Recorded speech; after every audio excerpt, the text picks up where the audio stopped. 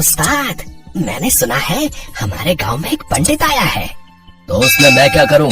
मुझे उससे क्या काम है? अरे उस्ताद, सुना है वो पंडित बहुत ही चतुर और अमीर है। ओह अच्छा, हम भी तो देखें वो पंडित कितना चतुर है। उस्ताद, सुना है उसके घर बहुत ही धन दौलत है। अगर हमने उनको चोरी कर लिया तो जीवन भर हम आराम से बैठकर खाएंगे। तो देर किस बात की, आज रात को ही हम उसके घर चोरी करेंगे।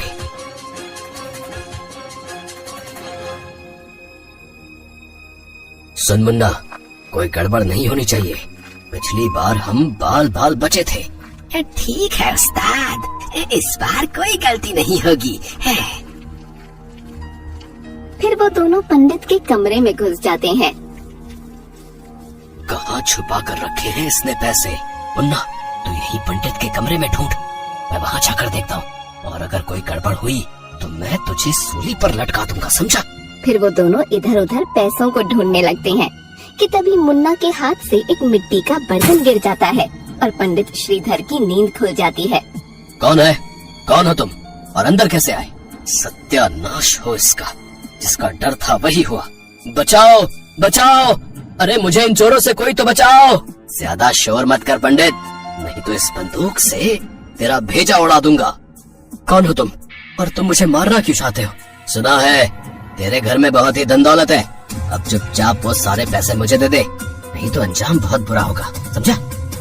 लेकिन मैंने तो वो सारे पैसे जंगल में एक पेड़ के नीचे गाड़ दिए हैं। क्या? लेकिन क्यों? इसलिए ताकि उन पैसों को घर से कोई चुरा ना ले। ओह अच्छा, तो तू खुद को बहुत ही शातिर समझता है। चल अब जल्दी से ये बता कि वो पैसे तूने किस पेड़ के नीचे गाड़ कर रखे? मैं नहीं बताऊंगा उस पेड़ के बारे में, तुम्हें जो करना है वो करो। लगता है तू ऐसे नहीं मानेगा। ठीक है, तो अब मुझे तुझे मारना होगा। रुको रुको, मैं सब बताता हूँ। मैंने वो पैसे जंगल में एक बड़े से बरगद के पेड़ के नीचे गाड़ दिए हैं। खबरदार, अगर मेरे पीछे आने की कोशिश की तो चल मुन्ना, अब हम वो सारे पैसे निकाल लेंगे।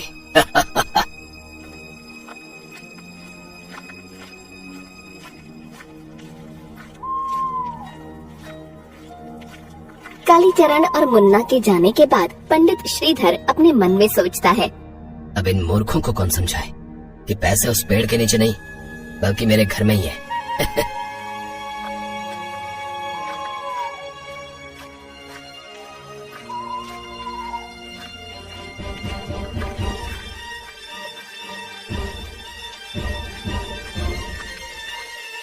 सबसे पहले हमें उस बरगद के पेड़ को ढूंढना होगा।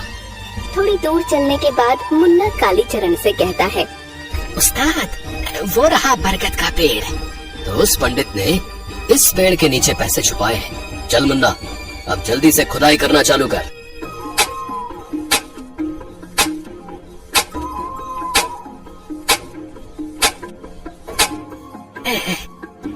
उस्ताद, मैं तो थक गया, अब इससे ज्यादा मैं नहीं खोद सकता। ला, अब कुदाल मुझे दे।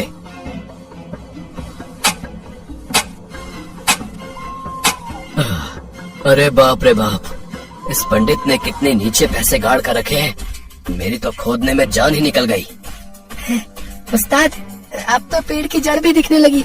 लगता है उस पंडित ने हमको उल्लू बना दिया। तू ठीक कहता है मुन्ना, लेकिन मैं उस पंडित को छोड़ूंगा नहीं।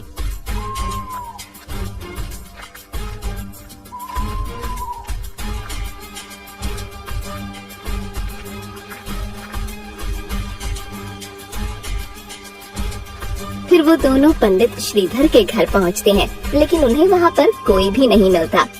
अबे ओए पंडित, कहाँ मर गया? बाहर निकल। काफी देर आवाज लगाने के बाद उन्हें कोई जवाब नहीं मिलता है और तभी मुन्ना कालीचरण से कहता है, लगता है उस्ताद वो इस गांव को छोड़कर भाग गया। अच्छा है वो यहाँ से भाग गया, नहीं तो मैं उसको गांव में रहने लायक नहीं छोड़ता। अगले दिन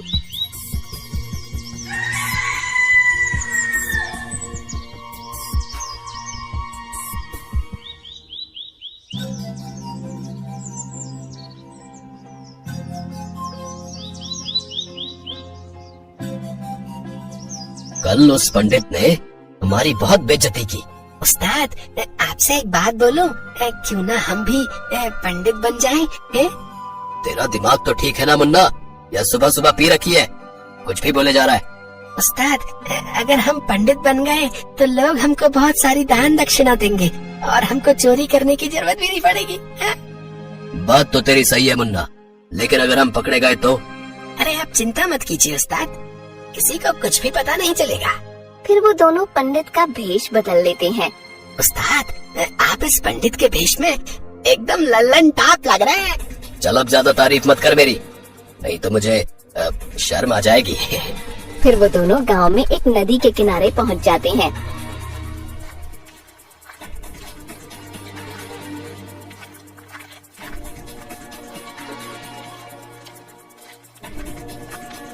उस्ताद, आज से आपका नाम काली चरण नहीं, काली दास है, और मेरा नाम मुन्ना नहीं, शिव चरण है। ठीक है शिव चरण जी, अब आप जाइए और सारे गांव वालों को बता दीजिए कि गांव में एक बाबा आए हैं और वो सभी की समस्याएं दूर कर देते हैं। फिर मुन्ना एक दुकानदार के पास जाता है।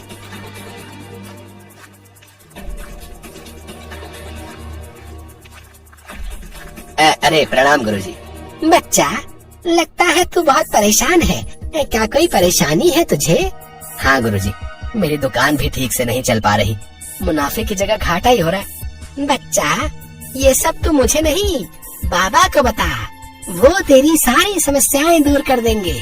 पास ही एक नदी के किनारे एक बाबा आए हैं, उनको अपनी समस्याएं बता, वो अवश्य तुझे समाधान देंगे। और हाँ, दान दक्षिणा देना मत भूलना। ठीक है गुरुजी, मैं अभी उन बाबा के पास जाता हूँ। ऐसे ही मुन्ना पूरे गांव में ये खबर फैला देता है कि गांव में एक बाबा आए हैं जो सभी समस्याओं को दूर कर देते हैं। प्रणाम बाबा जी, आंखें खोलिए, आपका भक्त आया है।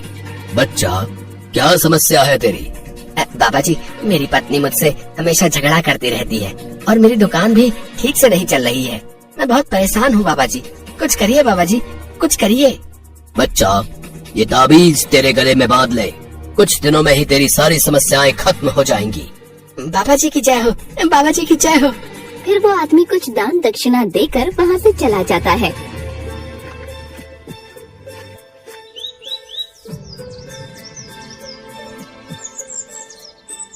बाबा जी, 20 वर्ष हो गए हैं, लेकिन अभी तक मेरी शादी नहीं हुई है, कुछ करिए बाबा जी।